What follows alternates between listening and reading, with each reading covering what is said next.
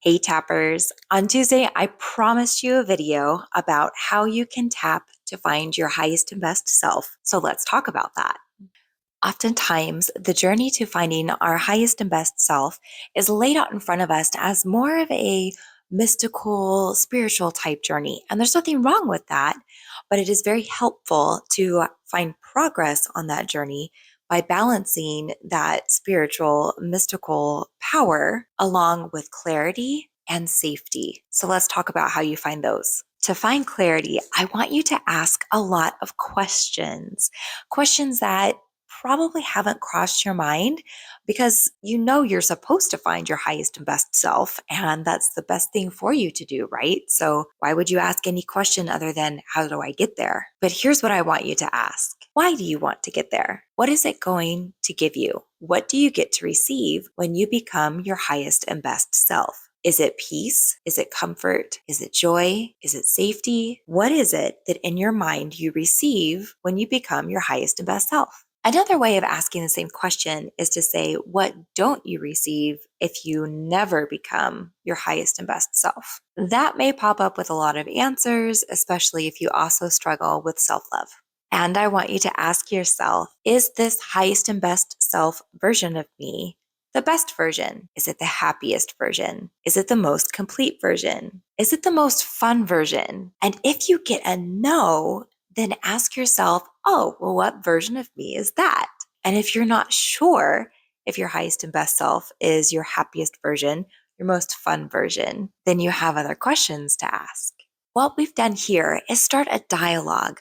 We're not looking to judge or blame or call error on anything. What we're wanting to do is become curious. Why is this such a strong point? Why is this something that I'm seeking so hard? What is it that I feel is true? What is it that I wonder? Why have I never asked that? Why have I never questioned that?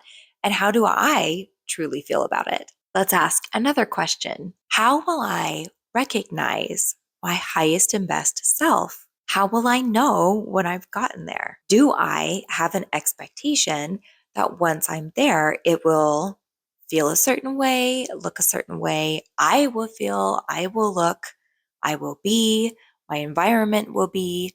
What is it? What are the clues that tell you that you have arrived at your highest and best self? And again, it's okay if you don't have these answers. Even if you ask the question and you don't have an answer to put down for them, we'll talk about that in a minute. Now let's talk a little bit about personality. Does my highest and best self have to be perfect? Does my highest and best self ever get too tired? Does my highest and best self ever get overwhelmed? Does my highest and best self still get to laugh really hard? Does my highest and best self get to eat ice cream for breakfast? What are the parameters that you feel exist for yourself? Do you see yourself as being above and beyond any and everything that's considered a human experience at this time? Are you an elevated spiritual being beyond anything comprehensible that's human? Because if so, that's going to be a little difficult to reach while you're still in human form. But if this is something that is supposed to be obtainable, then being able to define these things should be readily accessible for your brain. But there's a trick. If a part of you has chosen it specifically because it actually isn't obtainable, then it's going to be hard to come up with answers. It's going to feel frustrating. It's going to feel like you're judging yourself. You're going to feel maybe embarrassed. These are signs that your brain is using this quest as an excuse to keep you small, to keep you feeling not good enough, and to keep you striving for something that in actuality is impossible for you to reach. But why would the brain do that? Well, that's not the point of this video, but I will give you a clue. Oftentimes, this happens to people who inside themselves are just so fantastic. And that was threatening to someone early on in their lives, whether it was a sibling, a different family member, maybe a community member, and that person in their lives squashed them. And so what they internalized was, oh no, I can't be my big, beautiful self because then I get hurt and that didn't feel good. I never want to feel that again. So then the brain says, got it. Here's a solution. We're going to reach for something that we can never obtain. That way, we'll never be high and mighty. We'll never be too much. We'll never think we're the best. Whatever it is that made that vulnerable, this is how you're now protected. If that's not the case, and you are truly on your journey to find your highest and best self, then the best practical application I have for you is to build a relationship. Your highest and best self already exists, or at least the complete idea of who they are already exists, right? Because how else will you recognize them when you're there?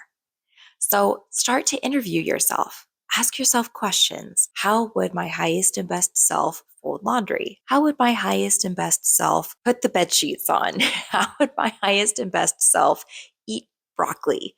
The most mundane, ridiculous, repetitive things. But in this, you begin to build a relationship, and it allows you to start to make choices and small things, simple things that aren't so overwhelming or intimidating as how would my highest and best self forgive and forget this huge infraction that this person did. Let yourself build up to that one. So go ask your questions, allow yourself to be curious.